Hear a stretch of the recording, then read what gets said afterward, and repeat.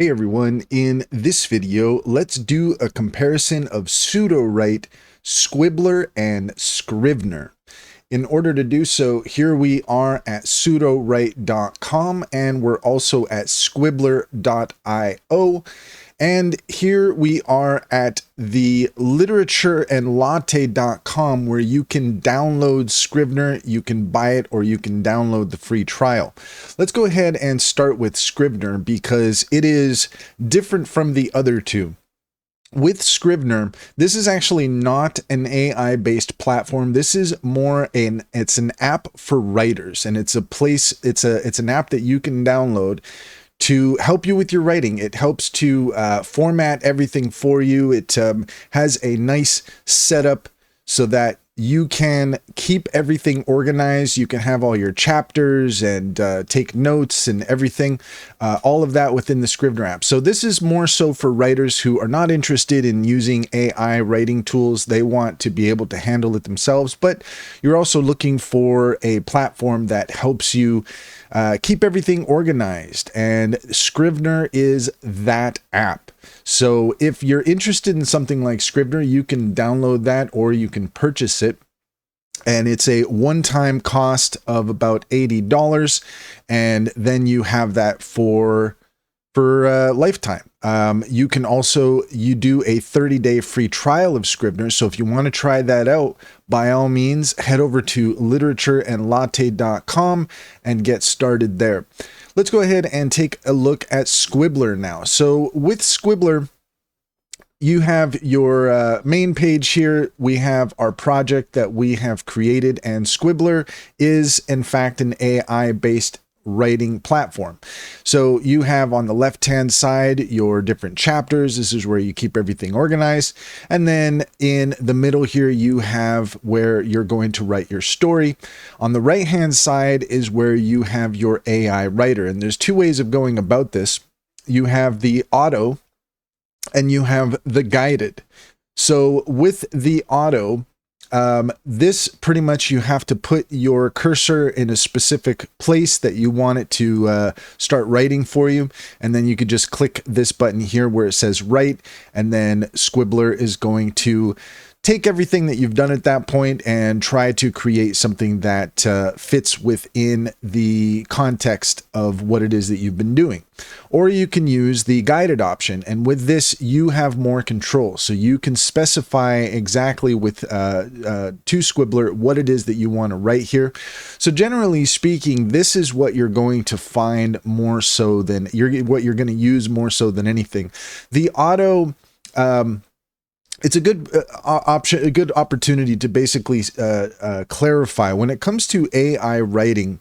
If you were to just use the auto mode the entire time, you're going to get really random results. You're not going to get a coherent story. You're going to get something. Well, you can get something that's semi-coherent, but it's really kind of, I don't want to say gimmick, but you're not.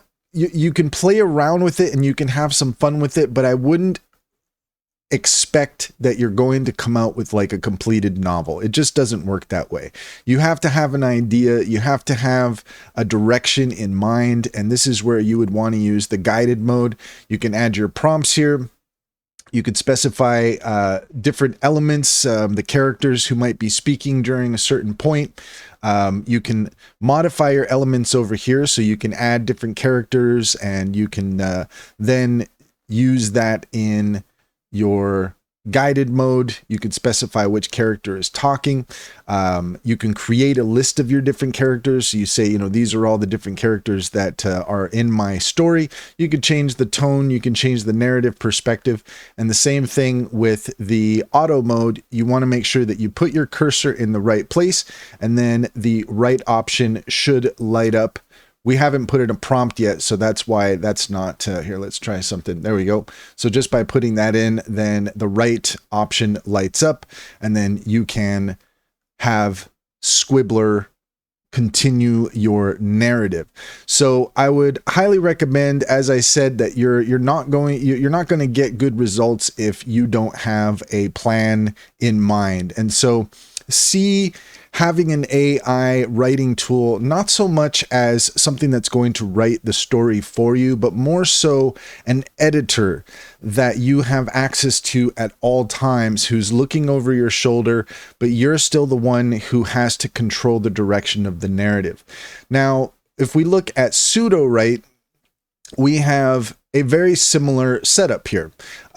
We have our on the left-hand side here is where we can organize our project. We have a synopsis that we can generate, and we have characters that we can generate.